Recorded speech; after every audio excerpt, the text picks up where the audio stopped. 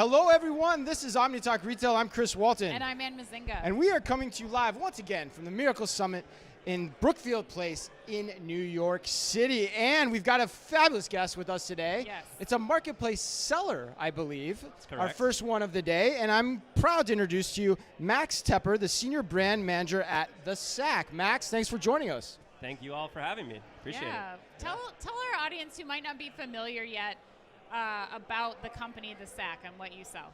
Definitely. So The Sack is a women's handbag and accessories brand. Okay.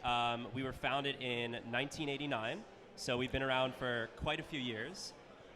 We specialize in crochet and leather handbags and also footwear. So crochet, leather, suede are our primary three materials that we sell. And we were historically a brick and mortar brand. So we really only sold in brick and mortar stores before COVID.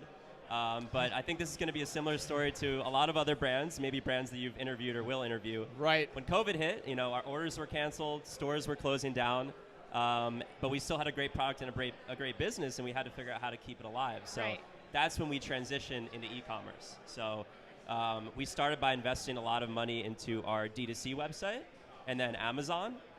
Once we saw the potential there and the growth and the scale that those platforms were experiencing, we realized, you know what, we need to get on every marketplace we can that has the right customer for our brand. Right. So that's why I'm here today. That's why I have a job. I basically came in to scale all of these new marketplaces that we're growing on. Right, right. And that's why you're here, because essentially you're what they call a connect seller, a Mirakl Connect seller. So what all, I mean, you said you've grown the marketplaces extensively. What marketplaces do you sell on currently? Sure. So our biggest marketplace is Amazon, outside of our direct-to-consumer website. And then we also sell on Nordstrom, Macy's, Kohl's, Walmart, QVC. The list goes on. Right. But those are the big ones. There's a long tail. Yeah, most of the big ones.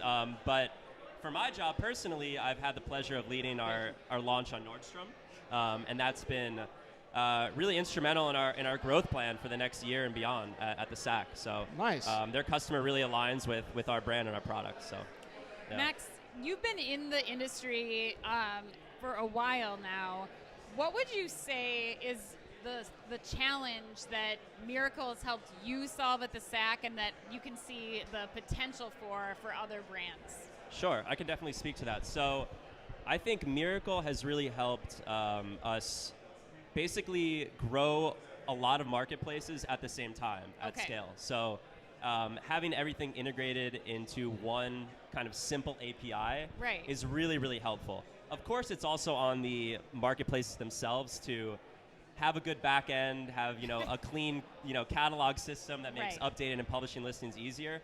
But on my end, my experience actually comes from working mostly with Amazon brands. Okay. And for anyone who hasn't sold on Amazon, it's a mess, right? Like no one enjoys listing and managing products on Amazon.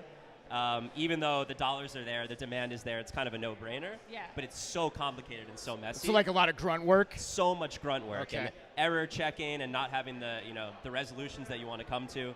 So for me, coming off of Amazon and now I'm working through Mirakl, it's like so much simpler. It's a breath of fresh air.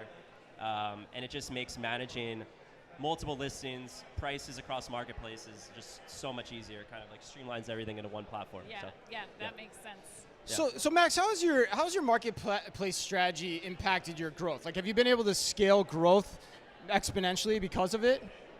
Oh, we definitely have. Yeah. So I think the biggest reason that marketplaces are so important in the growth of our company is just distribution, getting in front of new customers. So like I mentioned before, we have our D2C website. We do a lot of advertising for the website. We do Meta, we do email marketing, SMS campaigns. We're reaching a lot of people, but a lot of those people are repeat customers. They've already heard of the brand, or they're on social media platforms like Facebook or Instagram. So then Amazon was new to us, and now it's basically people that are already on Amazon, or they know the brand, but they want to get it in 2 days versus the longer shipping times we have on the website. And then for me, looking at these new marketplaces, there's customers on websites like Nordstrom that might not even know about the Sack or might have never seen it to begin with. Yeah. But now we're there with a good product at a good price point. It's high quality. It competes well within the other listings on the marketplace. And suddenly we're acquiring a new customer that we would have never had before. So it's really about matching the product assortment to the given marketplace. Right. So we don't have all of our products on Nordstrom. only the products that we think are the most aligned with the Nordstrom customer. Yep. And then once you have that right product assortment, just getting in front of the eyes of those new customers. Which is something Ana Luisa said to me on stage today too, that the marketplaces in and of themselves, depending on how many you're on, many of them are all incremental to each other. Correct. So I like to think that hopefully I'm not cannibalizing our website or Amazon sales, but actually just adding to the growth of the overall business. So that's really what I think is most important. And I think that's what we're doing by reaching all these different customers. So. Well, Max, you've been giving us so much to digest, our audience so much insight. As we close out, this theme at the summit is accelerate. Right. What advice do you have for those listening and brands who are in this marketplace space? What advice do you have for them to really scale their marketplace business successfully as you have at the SAC? Yeah, it's a great question. I would say don't be afraid to just try, right? There's a lot of, I think you can find that you wind up in analysis paralysis where you're like, should we go to this marketplace? Should we give them this product? Should we give them that product? You just got to go do it, right? So like I'm not going to say which marketplaces. I've tested some marketplaces recently that haven't worked so well. Sure. But there's no way that I would have known if you hadn't tried. If I hadn't tried. So don't be afraid to allocate some resources and time to just try, and then see what works. If you see a big marketplace is working, for example, Nordstrom is flying along and working well for us, that's when you start pouring in more resources. Right. And really focusing more of your time. But don't be afraid to just try, go fast, allocate some time, allocate some resources. If it's really working well, maybe you spend a little bit of marketing dollars if you got it, because that's also really helped us.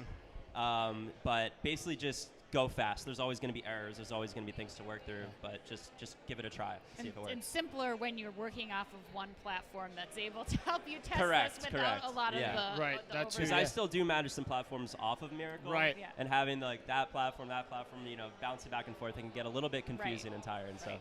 But net, I think you bring up a good point, Max, because it's a tried and true axiom to approach e-commerce the way you're saying. Just go and do, and you can always pull back. But if you don't do, you never learn. And that's the best way to approach e-commerce. Yeah. Correct. Awesome, man. Awesome. Well, thank you for your time today. Thank you. It was really great interviewing you, and thanks for spending the time with us. We're going to be back in a few hours with more live streams, and until then, Ann. Be careful out there.